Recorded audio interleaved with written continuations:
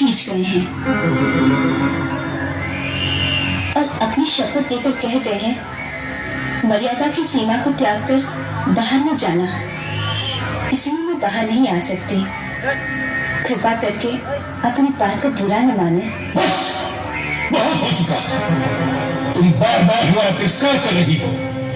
पहले हमें कुटिया के अंदर आने से रोक दिया और अब दूर से खाना दे रही हो जैसे हम कोई पशु पक्षी हो।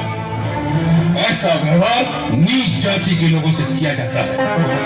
कोई संत महात्मा द्वार पर आ जाए तो बड़े आदर से स्वयं उसके पास जाकर उसके चरण छूकर भिक्षा दी जाती है। ठीक है, हम तुम्हारे द्वार से भूखे ही चले जाएंगे, लेकिन इस अपमान के बदले हम तुम्हें श्राप देंगे। नहीं नहीं मुनिराज, मुझ पर दया कीजिए। मुझे अपनी पुत्री के समान समझकर मेरी समस्या और विवशता को समझने की चेष्टा कीजिए। हम सब समझते हैं, सब कुछ जानते हैं। हम त्रिकालदर्शी हैं। मूर्ख स्त्री, हम सब देख रहे हैं। तुम्हारा पति इस समय एक स्वर्ण मृग का शिकार करने वन में भागा भागा फिर रहा है। वह स्वर्ण मृग अपने सींग से तुम्हारे पति को एक बार आहत कर चुका है, फिर भी तुम्हारा पति उसके पीछे भाग रहा है। हम श्राप देते हैं, वही स्वर्ण मृग अपने तीखे सींगों द्वारा तुम्हारे पति को।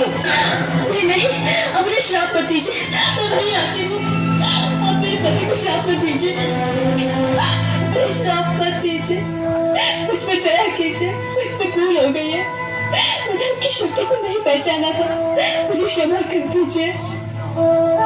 जाओ कन्या, हमने तुम्हें क्षमा कर दिया। हम तुम जैसी सुंदर नारी के अश्रु नहीं देख सकते।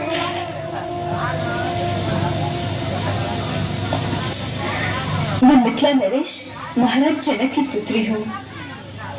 मिथिला की राजकुमारी, और इस अवस्था में ये कैसा दुर्दैव है।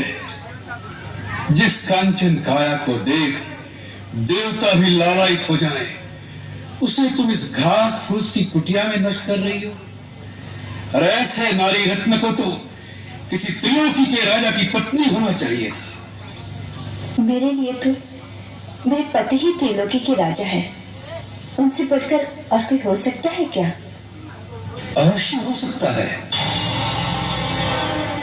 हम तुम्हें बताते हैं। सीते, जिसके नाम से देवता, नाग, किन्नर, असुर, राक्षस अर्थात संसार के संपूर्ण प्राणी